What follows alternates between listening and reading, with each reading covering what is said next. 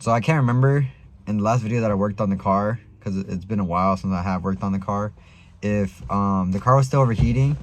So it was overheating still. I'm not sure if it wasn't when I recorded the video, but at one point it like wasn't overheating. Well, I took it out for a test drive for the first time in probably like a month, or maybe longer than that. It's been like 3 months since I've driven the car, and it wasn't overheating for like 15 minutes. And I put gas in it. I put like $10 or $15 of gas. I was like, cool. And it started overheating. It got in the red, and now I'm waiting. So that's where I'm at right now. I'm waiting in a church for it to cool down. But yeah. I just opened the bleeder screw to let out some of the air while it was a little hot. And it pissed out coolant. So we're going to give it a little bit longer, and we're going to try to limp it home. I also did get clears for it, so at least it kind of looks somewhat decent.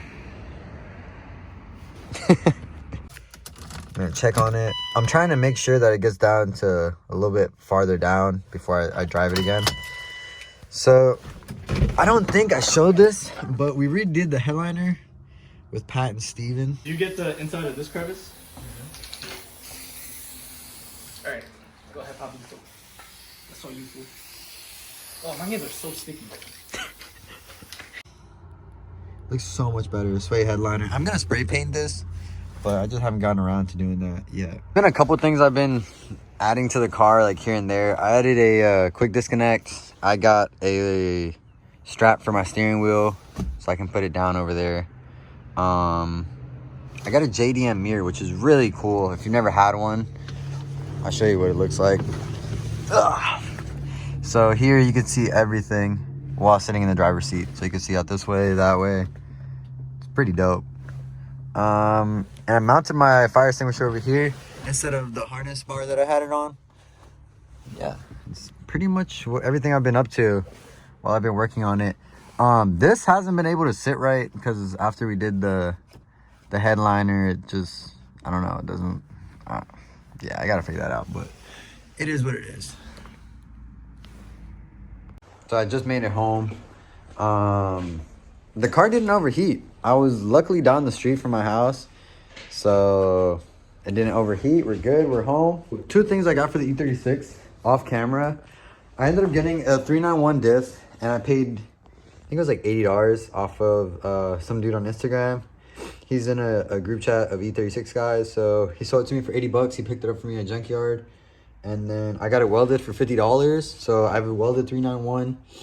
And I ended up getting the subframe for about $100. I'm planning on replacing all of these bushings with poly bushings, and it's going to get painted. I'm trying to paint everything. I'm going to get rid of all the surface rust and repaint everything. And then I'm going to keep the LSD that I have, the 315 LSD, as a spare, and throw in the 391 and all the poly mounts and everything in it. I'm not sure when I'm gonna get to doing it, but I do know that those poly mounts should be or the poly bushing should be coming in for the rear end subframe and the ears. So yeah, also I do have the lower control arms too, so I want to paint those and have it looking really good, really nice, all of them same color.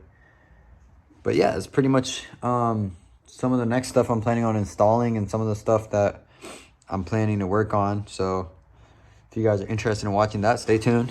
So I think here's my ideology. I don't know if I'm right or wrong, so correct me, but as long as I don't turn on the fan on heat, it will not overheat. I don't know if that's right or wrong, but that's my consensus, because I've driven it around for 15 minutes. I was doing 180s, I was, you know, clutch kicking, doing all this, and it wasn't getting hot. It stayed right there. So I might be wrong, or I might be correct. If you guys know the answer to that, let me know. Thank you guys for watching. Till next time.